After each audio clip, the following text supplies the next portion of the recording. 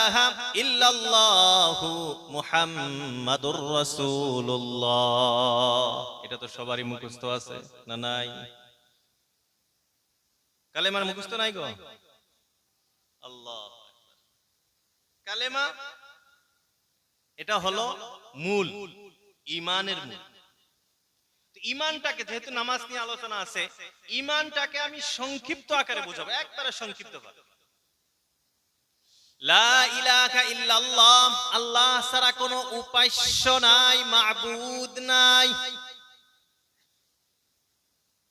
তার মানে কি, ইবাদত বন্দেগী যদি করতে চাই, উপাসনা যদি করতে চাই, কার ইবাদত করতে হবে? ইবাদত করতে চাইলে আল্লাহর ইবাদত করা লাগবে, আল্লাহ ছাড়া কারো ইবাদত করা যাবে না। এখন ইবাদত কাকে বলে? ইবাদত কাকে বলা হয়? ইবাদত শব্দের অর্থ হলো কোন এক জাতকে, কোন এক বস্তুকে সর্বশ্রেষ্ঠ, সর্ববৃহৎ মনে করে তার সম্মুখে নিজেকে একবারে নিম্ন স্তরে নিজেকে পৌঁছিয়ে দেওয়ার নাম হলো ইবাদত। কাউকে বড় মনে করে নিজেকে একবারে ছোট করার নাম ইবাদত। আল্লাহর চেয়ে কি কেউ বড় আছে? প্রত্যেকবার আযানের ভিতরে আমরা শুনি আল্লাহু আকবার, আল্লাহই বড়, আল্লাহর মতো কেউ নাই, আল্লাহর চেয়ে বড়র কথা তো দূরে, আল্লাহর মতো কোনো বড় নাই। তো সর্ববৃহৎ আল্লাহ, আল্লাহু আলা কুল্লি শাইইন কাদির, যিনি সমস্ত কার্যের উপরে ক্ষমতাবান, সেই রব্বুল আলামিনের সম্মুখে নিজেকে একবারে ছোট করে দেওয়া, এর নাম হলো ইবাদত। বলে কেমন ভাবে ছোট করবে? বন্ধুরা আমার, এই যে মানুষের কপাল, আমার আপনার কপাল, এই কপালের কিন্তু বড় দাম আছে, আছে না নাই? মাথা নত করা এটা কিন্তু সব সময় হয় না। কারো সাথে যদি ঝগড়া ফাসাদ হয়, তো আমরা তখন কি বলি? জান চলে যাইতে পারে, ওর কাছে আমি মাথা নত করব না, বলি না আমরা? মাথা নত করতে পারবো না।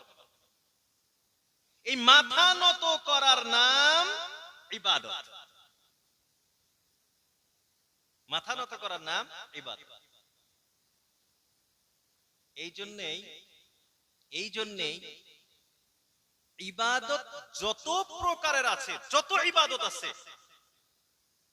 সমস্ত ইবাদতের ভিতরে সবচেয়ে দামি, সবচেয়ে গুরুত্বপূর্ণ ইবাদতের নাম সালাত, নামাজ। কেন? এই নামাজের ভিতরে একটা অংশ আছে, যে অংশতে আমি আমার মাথাকে নত করি। কেমন নত করি? যে মাথা সবার উপরে থাকে, সেই মাথাকে মাটির সাথে নিয়ে লাগিয়ে দিই, সেজদা করি আমরা। নামাজের সবচেয়ে গুরুত্বপূর্ণ অংশ সেজদা। নামাজের গুরুত্বপূর্ণ অংশ কি? সেজদা। এই জন্য এর সাথে একটা কথা বলি, খারাপ পাবেন না আবার। যারা আমরা চেয়ারে নামাজ পড়ি, আছে তো চেয়ারে নামাজ পড়া মানুষ? হ্যাঁ, চেয়ারে নামাজ পড়া বাদ দিন, চেয়ারে নামাজ পড়বেন না। মাসআলা কি আছে, চলবে না চলবে ওটা পরের কথা, ওটা পরের কথা। আমি এখন যেটা আপনাকে বলবো, এখন আপনি নিজেই বুঝতে পারবেন যে আমার চেয়ারে নামাজ পড়া চলবে না। কেন? নামাজের সবচেয়ে গুরুত্বপূর্ণ অংশ কি? সেজদা। আর এখন আমি দাঁড়াইতে পারতেছি না, সেজদা করতে পারতেছি না। আল্লাহ হয়তো আমাকে কোনো একটা মুসিবত দিয়েছে, বেমার আজার দিয়েছে, এটা তো আল্লাহই দিয়েছে। তো আমি এখন সেজদা করতে পারতেছি না, তাহলে আমার দরকার, আমার নিজের তরফ থেকে এটা দরকার যে যতটুকু সম্ভব হয় আমি সেজদার নিকটে থাকা, সেজদার নিকটে থাকা, যেহেতু এটা সবচেয়ে গুরুত্বপূর্ণ অংশ। এখন আমি যদি চেয়ারে নামাজ পড়ি, আর যদি আমি মাটিতে বসে নামাজ পড়ি, এখন আপনি বলেন সেজদার নিকটে বসা কি চেয়ারে বসা না নিচে বসে? এজন্য চেয়ার বাদ, মাটিতে বসে নামাজ পড়া। পাও কিবলার দিকে হয় হোক, কোনো অসুবিধা নাই, বসে নামাজ পড়া। আপনি চৌকর হয়ে বসতেছেন, এভাবে বসে নামাজ পড়তে পারেন, এইভাবে বসে নামাজ পড়েন, চেয়ারটা আপনি ছাড়েন। রাসূলুল্লাহ সাল্লাল্লাহু আলাইহি ওয়াসাল্লাম যখন অসুস্থ হয়েছে, ওই সময় এক হাদিসের ভিতরে পাওয়া যায় ওই সময় মসজিদে চেয়ার ছিল, কিন্তু আল্লাহ রাসূল চেয়ারে বসেন নাই, জমিনে মাটিতে বসে আল্লাহ রাসূল নামাজ পড়েছেন। তো সুন্নতি তরিকা হলো মাটিতে বসেন। তো মাসলা হয়তো কোনো জায়গাতে কোনো মুফতি সাহেবের ফতোয়া থাকতেও পারে যে চেয়ারে নামাজ জায়েজ আছে, তো সেটা একটা আলাদা, জায়েজ বস্তুটা আলাদা। দেখেন, জায়েজ আলাদা বস্তু, তাকওয়া আলাদা বস্তু। জায়েজ আলাদা বস্তু আর তাকওয়া আলাদা একটা বস্তু। জায়েজের সাথে কারাহাত জোড় হইতে পারে, মিলতে পারে। কারাহাত মানে মাকরুহ, অপছন্দনীয়, এটা জায়েজের সাথে জমা হইতে পারে। তো চেয়ারে বসে যদিও জায়েজ কিন্তু অপছন্দনীয়। তো আমরা যারা এটা করি, ইনশাআল্লাহ আমরা নিচে নামাজ পড়া আরম্ভ করব তো ইনশাআল্লাহ। আল্লাহ আমাদের বোঝার তৌফিক দান করুক, সবাই বলি আমিন। তো মুহতারাম দোস্ত আজিজো, ইবাদতের কথা বলতেছিলাম, তো আল্লাহ লা ইলাহা ইল্লাল্লাহ এটা বুঝাইতেছিলাম। তো আল্লাহ বলেন ইবাদতের লায়েক আল্লাহ ছাড়া কেউ নাই। আমি আপনি যদি ইবাদত করতে চাই তো কার ইবাদত করতে হবে? ইবাদত যদি করি তো আল্লাহ ছাড়া কারো ইবাদত করা যাবে না। এটা হলো লা ইলাহা ইল্লাল্লাহ, কালেমার দুইটা অংশ। কালেমার, সবাই বলেন কালেমার কয়টা অংশ? দুইটা অংশ। একটা হলো লা ইলাহা ইল্লাল্লাহ আর একটা হলো মুহাম্মাদুর রাসূল। এখন লা ইলাহা ইল্লাল্লাহ এটা আমরা বুঝেছি যে ইবাদত করব কার? আল্লাহ। ইবাদত করব কার? আল্লাহ ছাড়া কারো ইবাদত করা যাবে না। আল্লাহ ছাড়া কারো সম্মুখে মাথা নত করা যাবে না। এটা আরো ভালো করে বুঝেন। আল্লাহ ছাড়া কারো সম্মুখে মাথা নত করা যাবে না। এই জন্য আমরা যারা নমস্তে বলি, এটাও বলা যাবে না। নমস্তে মানে কি? আমি আপনার সম্মুখে নম করতেছি, মাথা নত করতেছি, চলবে না। ইসলাম এর বদলা কি শিক্ষা দিয়েছেন? আসসালামু আলাইকুম ওয়া রাহমাতুল্লাহি ওয়া বারাকাতুহু। তো মাথা নত করার নাম ইবাদত। তো মাথা নত কার কাছে করব? আল্লাহর কাছে।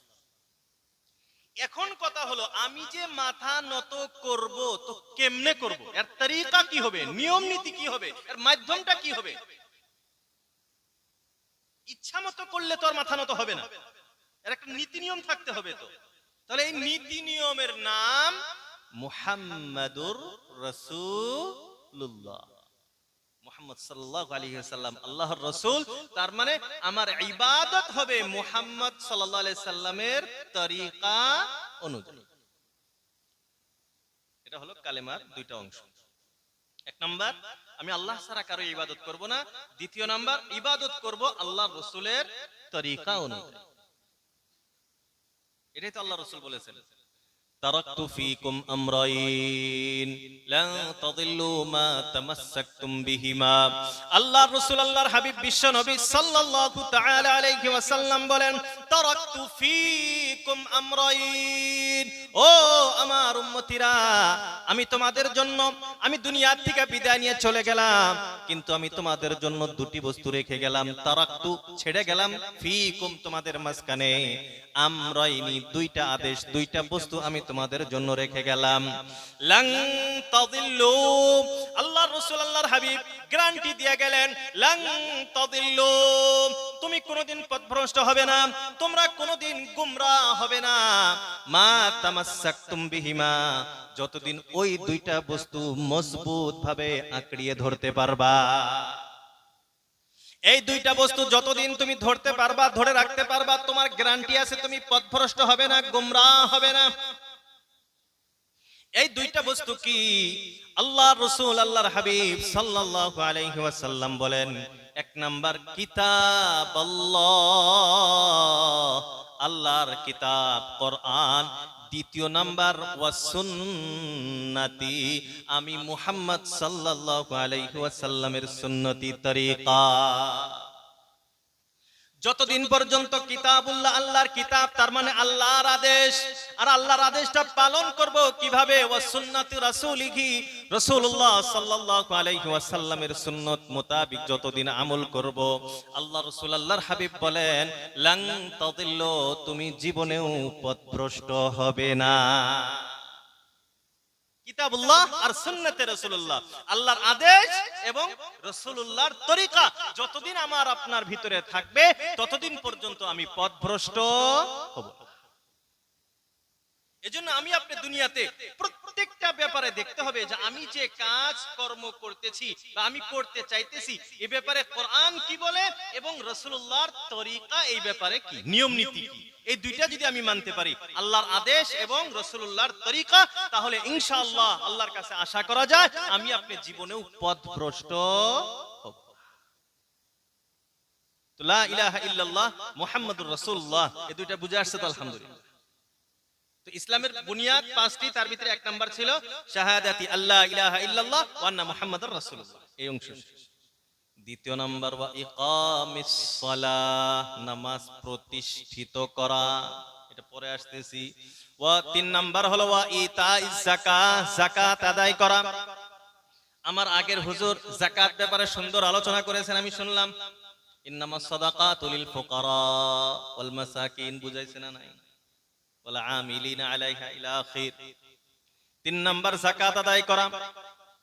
চার নাম্বার আল্লাহ রাসূল আল্লাহর হাবিব বলেন ওয়াল হাজ্জি, হজ আদায় করা, জীবনের টাকা পয়সা হলে একবার হজ আদায় করা, বাইতুল্লাহর জিয়ারত করা, রাসূলুল্লাহর কবর জিয়ারত করা।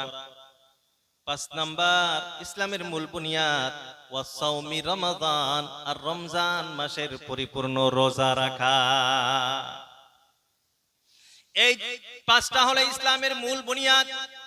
এই পাঁচটা যদি আমার আপনার ভিতরে আছে তাহলে আমি মুসলমান, আর যদি আমার আপনার ভিতরে নাই তাহলে মুখে মুসলমান হইলেও আমি পরিপূর্ণ মুসলমান নই। ঈমানওয়ালা তো সবাই দাবি করি কি করি না? ঈমানদার তো সবাই দাবি করি, সবাই আমরা মনে করি আমরা ঈমানওয়ালা। কিন্তু আল্লাহ রব্বুল আলামিন কোরআনে কারীমের কয়েক জায়গায় বলেন, ঈমানওয়ালাদেরকে ডেকে ডেকে বলেন ইয়া আইয়ুহাল্লাযীনা আমানু আমিনু। আল্লাহ রব্বুল আলামিন ঈমানদারদেরকে ডেকে ডেকে বলেন ইয়া আইয়ুহাল্লাযীনা আমানু, ও ঈমানদারগণ, যারা মুখে বলো আমরা ঈমানওয়ালা, আল্লাহ বলেন আমিনু, তোমরা ঈমান আনো। বুঝা গেল কি? ঈমানদার যদিও বলি, আল্লাহ বলতেছেন ঈমানদাররা আবার ঈমান আনো, তার মানে এখনো আমাদের ঈমান পরিপূর্ণ হয় না। আর একটা বস্তুর সাথে বুঝতে হবে, ঈমান আর ইসলাম দুইটা শব্দ আছে। ঈমান এখান থেকে হলো মুমিন, আর ইসলাম এখান থেকে হলো মুসলিম, মুসলমান। এটা তো বেশিরভাগ সময় ঈমান আর ইসলাম একটাকে আরেকটার জায়গায় ব্যবহার করা হয়। ঈমানদার মানেই মুসলমান, মুসলমান মানেই হলো ঈমানদার। কিন্তু বন্ধুরা আমার, এর যদি গভীর ভাবে যদি এর ভিতরে চিন্তা করা যায়, ঈমান আলাদা একটা বস্তু আর ইসলাম আলাদা একটা বস্তু। ঈমান আর ইসলাম যদি আলাদা আলাদা বোঝা যায় তাহলে কি হবে? ঈমান হবে শুধুমাত্র শাহাদাতি আল্লাহ ইলাহা ইল্লাল্লাহ ওয়া আন্না মুহাম্মাদুর রাসূলুল্লাহ, এতটুকু হবে ঈমান। ইকামিস সালাত ওয়া ইতাইজ যাকাত ওয়াল হজ্জি ওয়া সাওমি রমাদান, এই চারটা হবে ইসলাম। এখন বোঝা গেল ঈমান মানে হলো বিশ্বাস করা, আর ইসলাম মানে হলো বিশ্বাসটাকে আমলের দ্বারা প্রমাণ করা। আমি যে বিশ্বাস করি এটাকে আমলের দ্বারায়, কর্মের দ্বারায় প্রমাণ করা যে না আসলেই আমি ঈমানদার, এর নাম মুসলমান, এর নাম মুসলমান। তো ঈমান শব্দের অর্থ বিশ্বাস করা। কি বিশ্বাস করবেন? আল্লাহকে বিশ্বাস করতে হবে। ওই যে ঈমানে মুফাসসাল আছে না নাই, 7টা বস্তু মুখস্থ আছে তো সবারই। আমানতু বিল্লাহি ওয়া মালাইকাতিহি ওয়া কুতুবিহি ওয়া রুসুলিহি ওয়াল ইয়াউমিল আখির ওয়াল কদরি খাইরিহি ওয়া শাররিহি মিনাল্লাহি তাআলা ওয়াল বা'সি বা'দাল মাউত। মক্তবে শিক্ষা দেয় এই যে ঈমানে মুফাসসাল 7টা বস্তু, এই 7টাকে অন্তরের দ্বারা বিশ্বাস করতে হবে। তাসদীক একে বলা হয় তাসদীক বিল জানান, অন্তরের দ্বারা এটাকে বিশ্বাস করা। তো এই বিশ্বাস খালি অন্তরে বিশ্বাস করলেই আপনি ঈমানওয়ালা যদিও হইছেন, এই ঈমান আপনাকে জান্নাতে নেবে, এই ঈমান আপনাকে জান্নাতে নেবে। তাহলে কি করতে হবে? এই তাসদীক বিল জানান, অন্তরের যে বিশ্বাসটা আছে এই বিশ্বাসটাকে মুখে প্রকাশ করতে হবে, যেন আমি বিশ্বাস করি, এটা বলতে হবে। এজন্যই আশহাদু আল্লা ইলাহা, আমি সাক্ষী দিতেছি।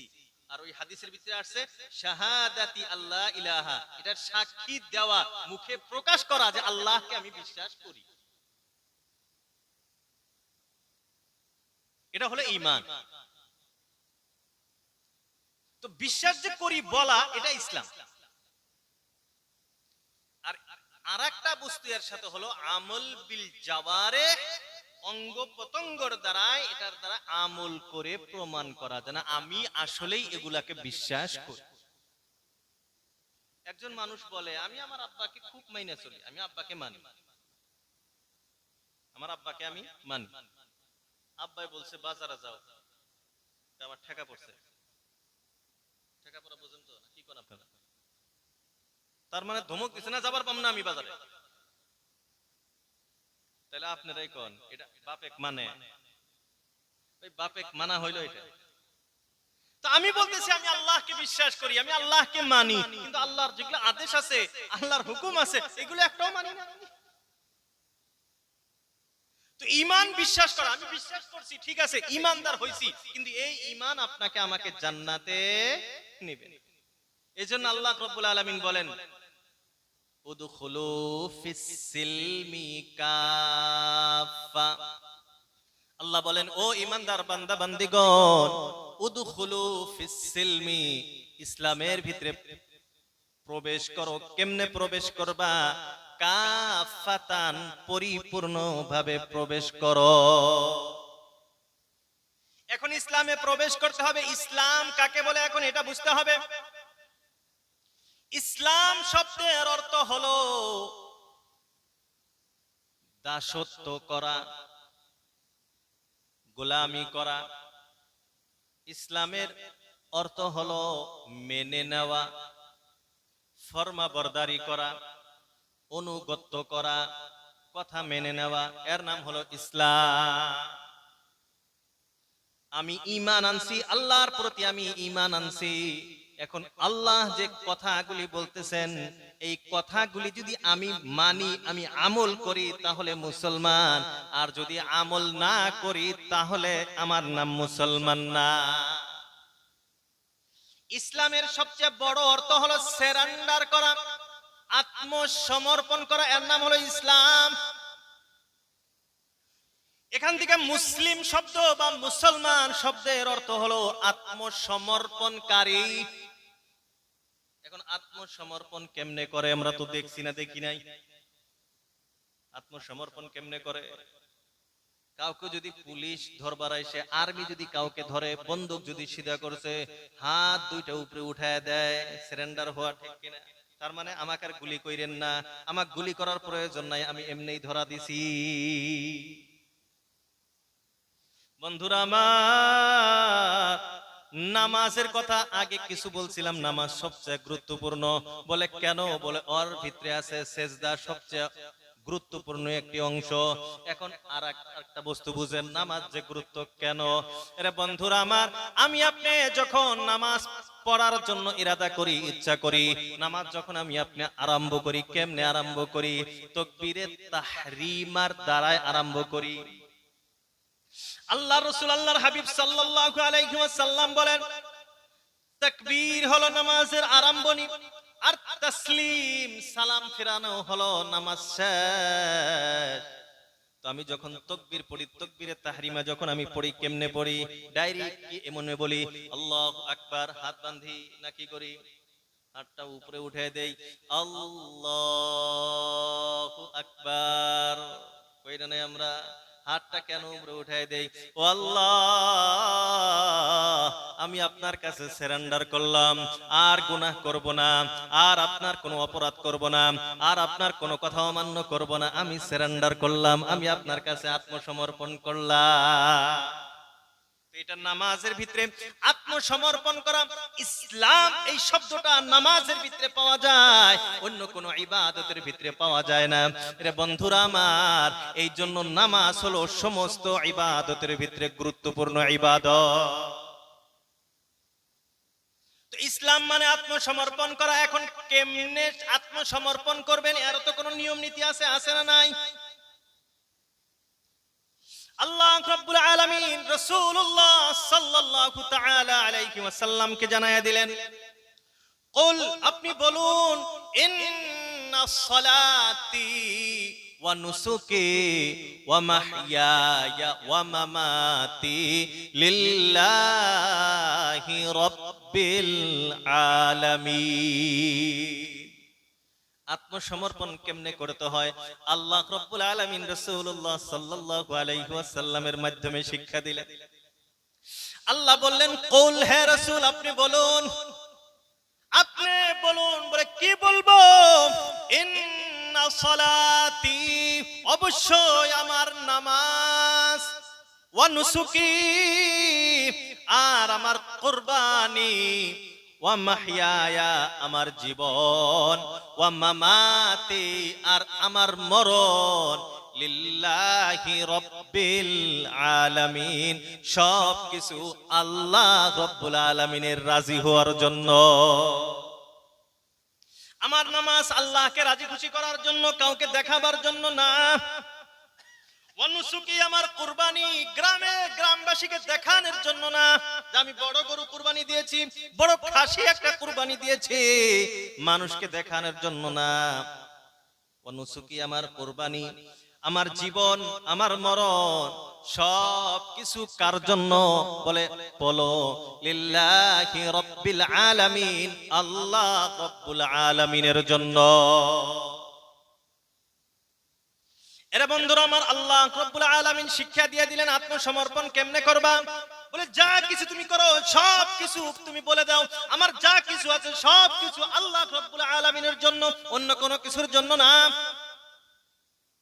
এই কথা আল্লাহ রাব্বুল আলামিন অন্য জায়গায় বলেন, ওয়ামা উমিরু ইল্লা লিয়াবুদুল্লাহা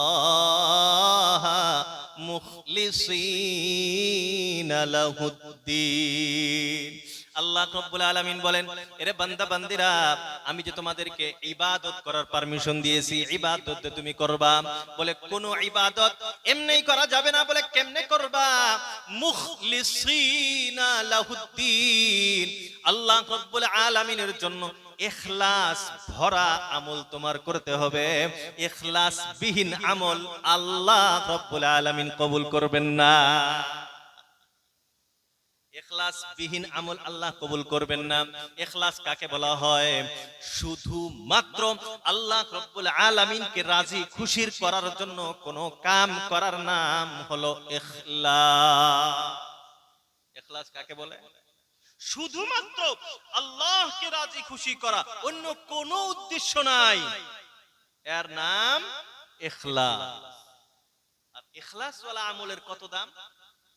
আল্লাহ রাসূল আল্লাহর হাবিব সাল্লাল্লাহু আলাইহি ওয়াসাল্লাম বলেন, আখলিস দীনাকা ইয়াকফিকাল আমালুল কলিল। আল্লাহ রাসূল বলেন, তুমি তোমার ইবাদতের ভিতরে ইখলাস সৃষ্টি করো, ইখলাস ওয়ালা আমল করো। আল আমালুল কলিল, তোমার সামান্য আমল, অল্প আমল তোমার জান্নাতে যাওয়ার জন্য যথেষ্ট। বলি সুবহান।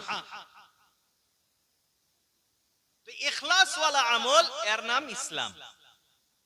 আত্মসমর্পণ করতে হবে। কেমনে? বলে আমার নামাজ, আমার কুরবানি, আমার যা কিছু আছে সব কিছু আল্লাহর জন্য। এখন এই আয়াতের ভিতরে আবার মুফাসসিরিনে কেরাম বলেন, ইবাদত দুই কিসিম। ইবাদত কয় ধরনের? ইবাদত কয় ধরনের? দুই ধরনের। ইবাদত কয় ধরনের? দুই ধরনের। একটা হলো ইবাদতে ইখতিয়ারিয়া, আর একটা হলো ইবাদতে গায়র ইখতিয়ারিয়া। ইখতিয়ারিয়া মানে ইচ্ছাকৃত, আর গায়র ইখতিয়ারিয়া মানে অনিচ্ছাকৃত। মানে কিছু ইবাদত এমন ইবাদত আছে যেটা আমার ইচ্ছায় হয়, আর একটা হলো যেখানে আমার ইচ্ছা কাজে আসে।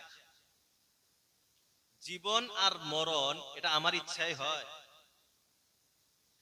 ইচ্ছা করলেই সন্তান জন্ম দেওয়া যায়? কত জন দেখেন গা, কত লাখ লাখ টাকা খরচ করতেছে, কত বাবার মাজারে যায় যে দূর পারতেছে, যায় না? নাই, কিন্তু সন্তান নাই।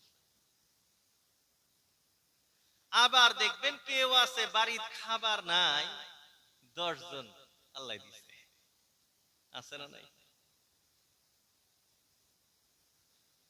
সম্পদ আর সন্তান এই দুইটা আল্লাহর বড় নেয়ামত, ঠিক কি না?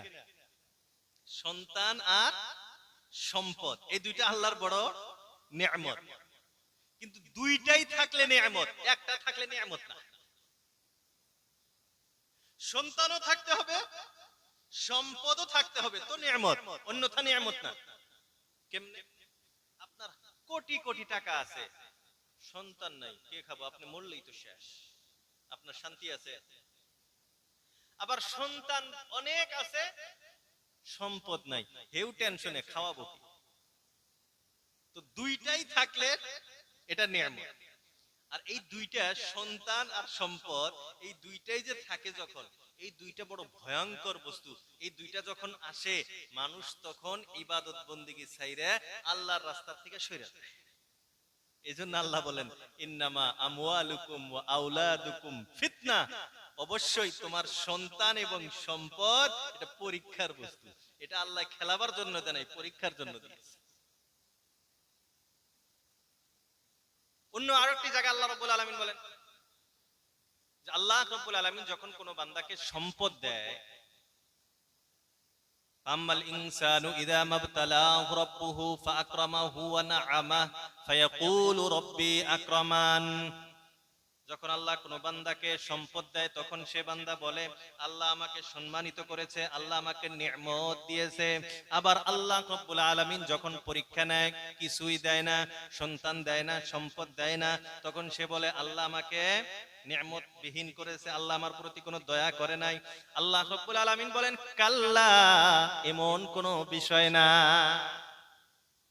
সম্পদ দেওয়া, সন্তান দেওয়া, এই সম্পদ এটা আমি আল্লাহর ভালোবাসার মাধ্যম না।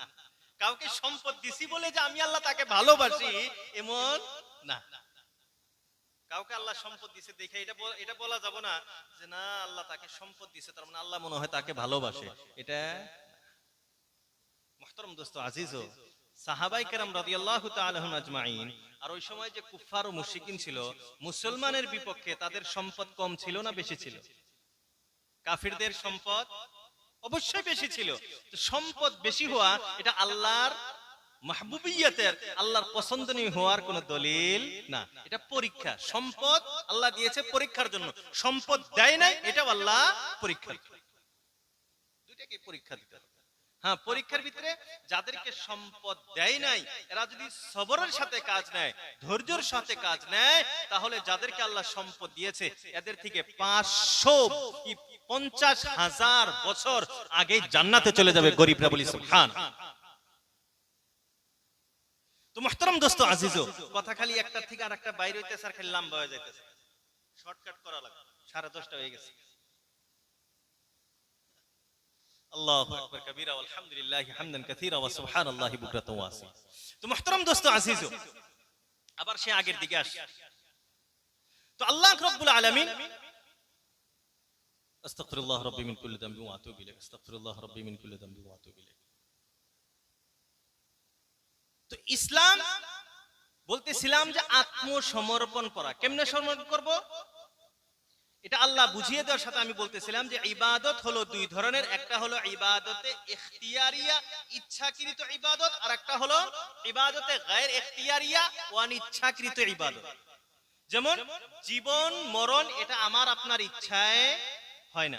অনেকেই বিষ খায় মরে না, আবার অনেকেই ভালো মানুষ বাজারে গেছে শুয়ে আছে মৃত্যু হয়ে যায়।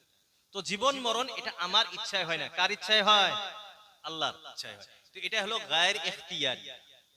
আর একটা হলো নামাজ, রোজা, হজ, যাকাত, মা বাবার খেদমত, বড়দের সম্মান, ছোটদের স্নেহ, হ্যাঁ, সাদকা, ফিতরা ইত্যাদি বিভিন্ন ধরনের যাবতীয় ইবাদত, এটা আমি ইচ্ছা করলে করতেও পারি, ইচ্ছা করলে নাও করতে।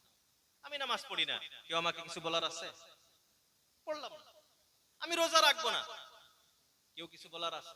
বর্তমান সমাজে দেখেন না, যুবকরা, অনেক যুবক রমজান পান খেয়ে খেয়ে বিড়ি টেনে টেনে রাস্তা দিয়ে ঘুরে বেড়ায়, আছে না নাই?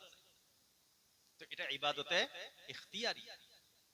তো আল্লাহ রাব্বুল আলামিন বলেন, এখন আয়াতটা বোঝেন, ইন্না সলাতি ওয়া নুসুকি ওয়া মাহইয়ায়া ওয়া মামাতি, আমার নামাজ, আমার কুরবানি, তার মানে আমার ইচ্ছাকৃত ইবাদত, ওয়া মাহইয়ায়া ওয়া মামাতি, আমার অনিচ্ছাকৃত ইবাদত, ইবাদত আমার ইচ্ছাই হোক বা আল্লাহর ইচ্ছাই হোক, সব কিছু লিল্লাহি রাব্বিল আলামিন, আল্লাহ রাব্বুল আলামিনের জন্য। সবকিছু আল্লাহর জন্য, এর নাম ইসলাম। আরো অল্প বিশ্লেষণ, মানে বিশ্লেষণ না করলে তো বোঝাও যাবে না, একবারে সংক্ষিপ্ত করাও যায় না সব কথা। আমাদের এলাকায় প্রায় বাড়িতেই গরু, মোষ, ঘোড়া ইত্যাদি আছে না নাই? তো আপনি দেখবেন আপনার বাড়িতে গরু আছে বা ঘোড়া একটা আছে, আপনি যদি ঘোড়া লাগাম না লাগান, গলাতে যদি গরুর গলায় যদি দড়িটা, রশিটা না লাগান, তাহলে সে কি করবে? আপনার কথা শুনবে? যেদিকে ইচ্ছা সেদিকে চলে যাবে। আর যখন আপনি তার গলায় রশিটা লাগিয়ে দিবেন, ঘোড়ার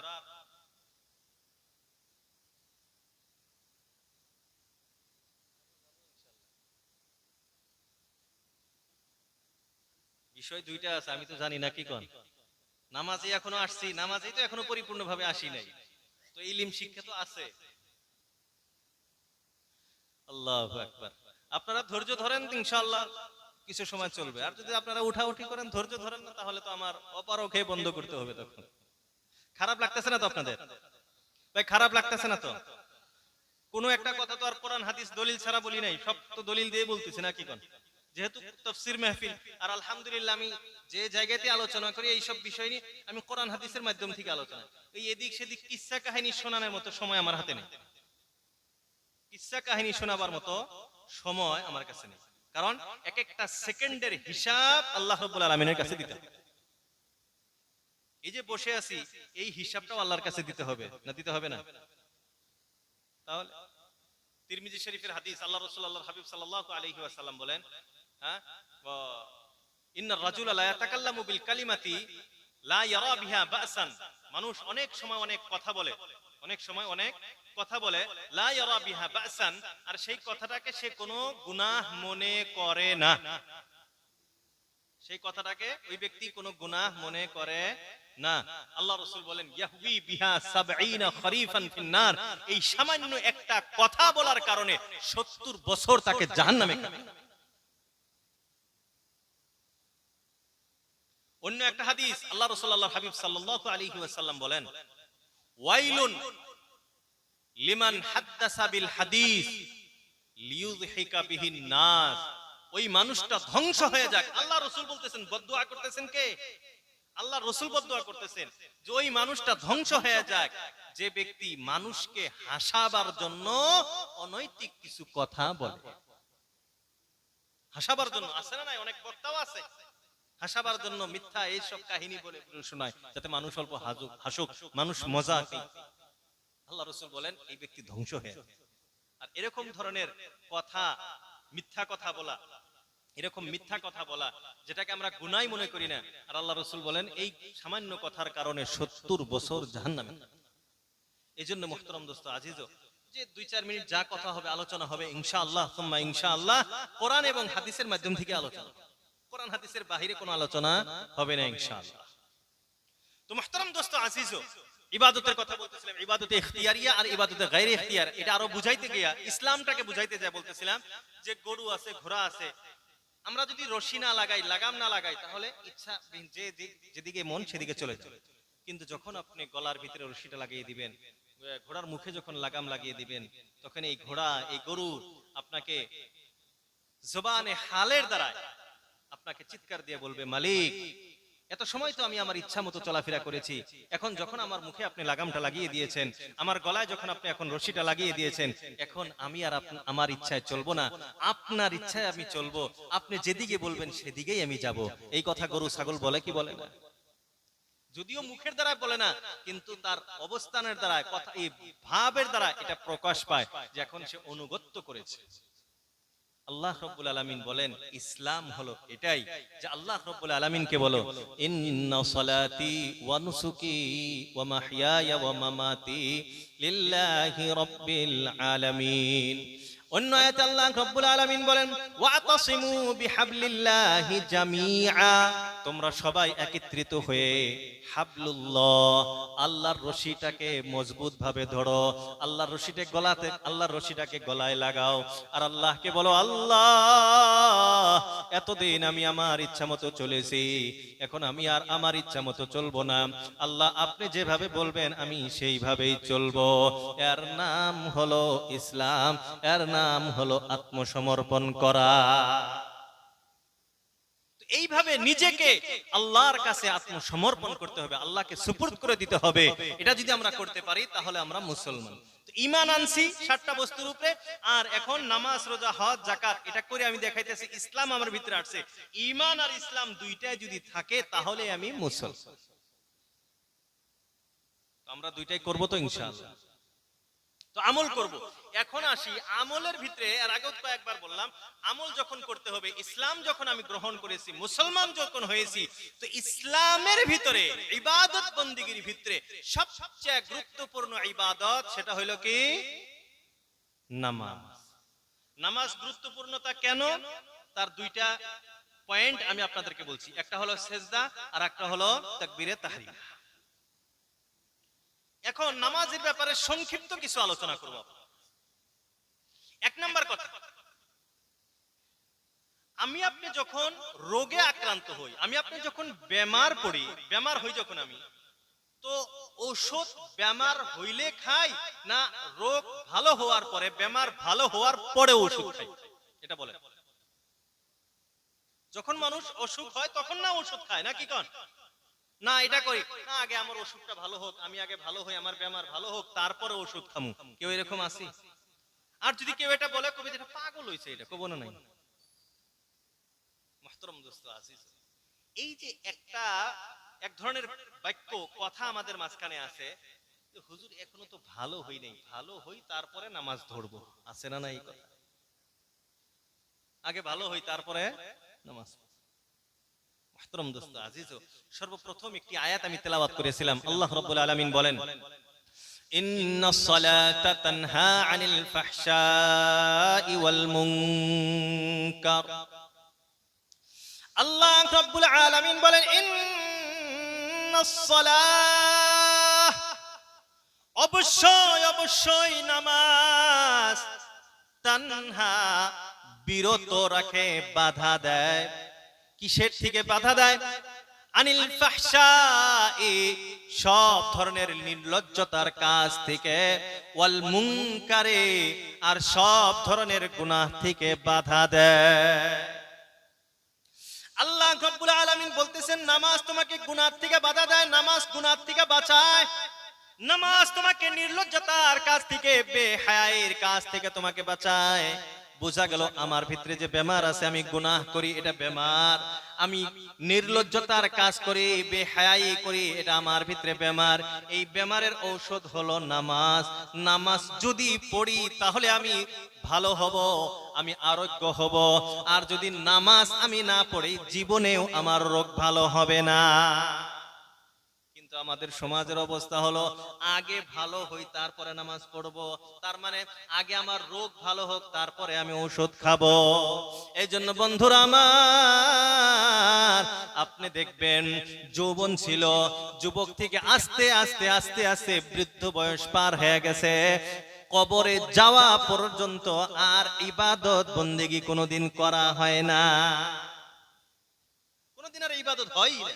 ওই যে পরে দেখুন এই পরে আর আসে না। এজন্য মুহতারাম দোস্ত আজিজ, নামাজ আমাকে পড়তে হবে, নামাজ আমাকে গুনাহ থেকে বাঁচাবে, নামাজ আমাকে গুনাহ থেকে, সুদ ঘুষ ভাঙ এটা ওটা জুয়া যত ধরনের গুনাহ আছে নামাজ ধরি, আল্লাহ রাব্বুল আলামিন আমাকে নামাজের মাধ্যমে আল্লাহ আমাকে ভালো করে। এ ব্যাপারে আমি কোরআন হাদিসের অত যাব না, সংক্ষিপ্ত একটা উদাহরণ আপনাদের কাছে দিব। অনেকেই বলেও থাকেন এই কথাটা, কেউ তো নামাজ পড়ে তাও সুদ খায়, নামাজ পড়ে তাও গুনাহ করে। ঠিক আছে করে, কিন্তু একজন মানুষ যে নামাজ পড়ে না আর এই নামাজ পড়ে, গুনার ভিতরে অনেক কম বেশি আছে, আছে না নাই? ভাই যে নামাজ পড়ে তার গুনাহ কম।